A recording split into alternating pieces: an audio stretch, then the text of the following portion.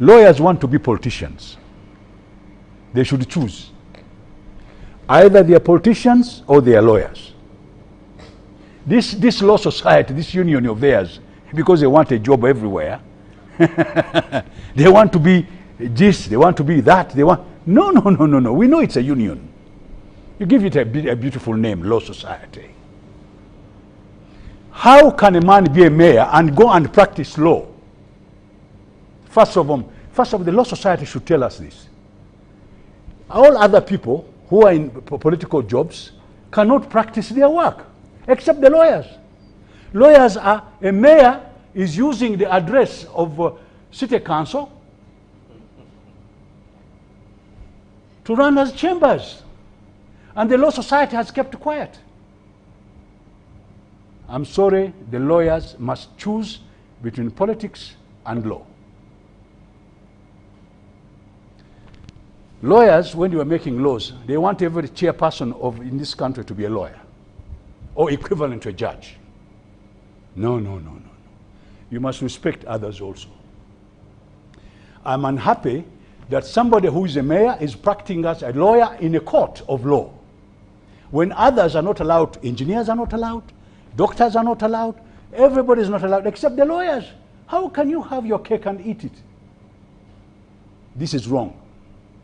And it is in the Constitution, by the way. You keep on quoting Constitution, but when you are in politics, you are not supposed to be in parliament and at the same time you go and get money from another source. It's wrong. Oh, they are going to tell you, oh, but that's pro bono. Hey, pro bono, you know. No, don't deceive us. Choose. I completely say that lawyers who are in politics should stay in politics, and lawyers who are in chambers, they can go and do their work. You can't earn two salaries at the same time. That's another point I want to say. Secondly, let's admit this is not the only country in the world with a court, with a military court. Every nation has a military court. And it started in Britain, and its history is known. For who? No, for civilians? No. Wait, I'm coming there. I'll come to that one. Let's talk about military court. One thing at a time. That's a problem. You confuse these issues. The lawyers like to play that game. I'm not going to play that game.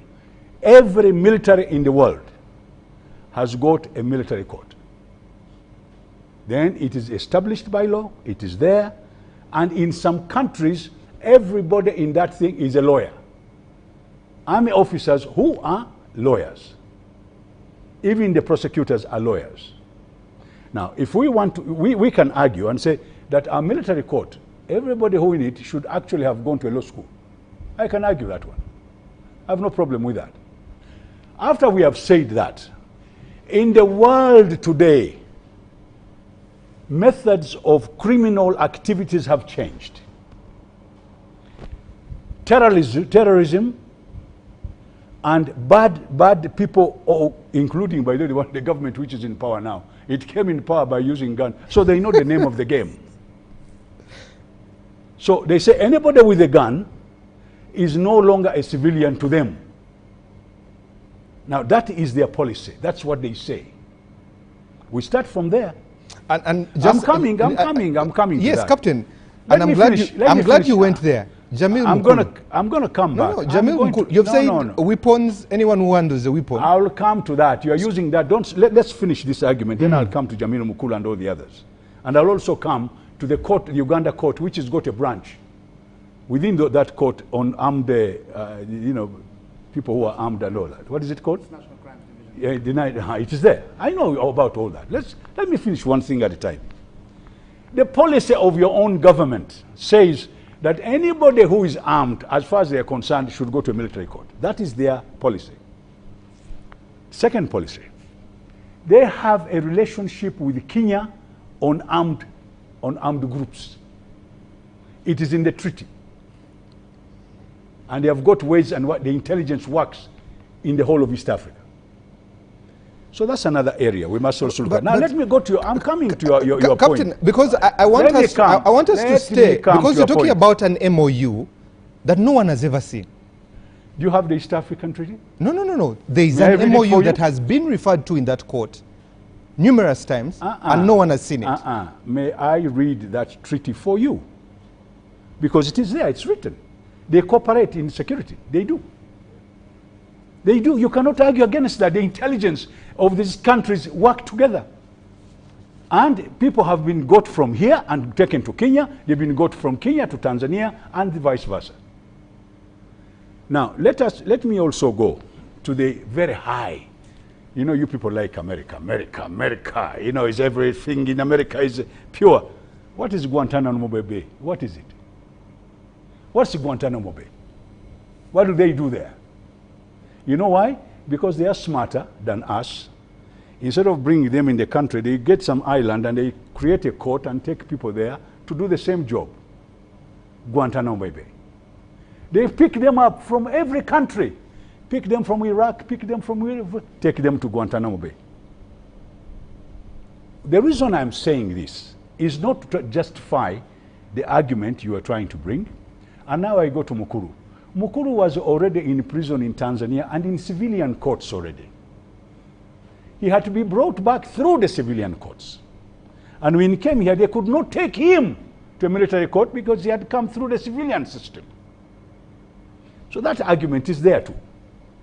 All I am trying to say is this. Your own president goes on media and says, we did this because of 1, 2, 3, 4. He gave his reasons. You don't agree with them, fine. But now you will argue. Does not make you not go there. And by the way, I agree with the lawyers who say no, civilian people should not be tried in a military court. But to do that one, we need to do it nicely, with a little bit of class. Not to go there and use other methods by insulting the people in that court. Put it down as your argument. I have no problem with it, and I agree with it. By the way, I have a reason why I agree with it. But at the same time, don't add too many things on it. Let us, all of us Ugandans say, we don't want civilian to be taken to a military court. And we give our reasons. Okay. Thank you. And be honest about it. What I don't agree with is to use it for you to get political capital out of it. Your really thumb-chesting was they should give this man bail. Yes. Because of age. But when you look at how this case has progressed from November to date, what are your thoughts about it? Now, before I go that far, I think the lawyers have not done us any favor at all. First and foremost, they're here fighting over papers for one of their members to practice in Uganda. We had East African used to have one group, and a lawyer trained in Dar es Salaam could practice in the whole of East Africa. They went and started their unions, and they started breaking this. Uganda started protecting their part, Kenya is protecting their part, Tanzania is protecting their part. They should be one. The East African Law Society. It should not even be Uganda, Kenya, and Tanzania. It should be one. And they should practice in the whole of East Africa. That's number one.